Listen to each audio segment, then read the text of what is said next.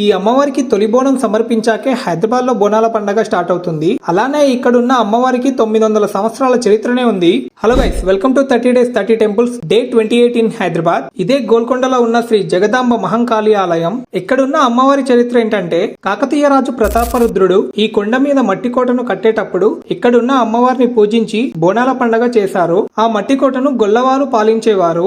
అప్పటి నుంచి దీన్ని గొల్లకోట అని అనేవారు. కాలక్రమేణా గోల్కొండగా మారింది.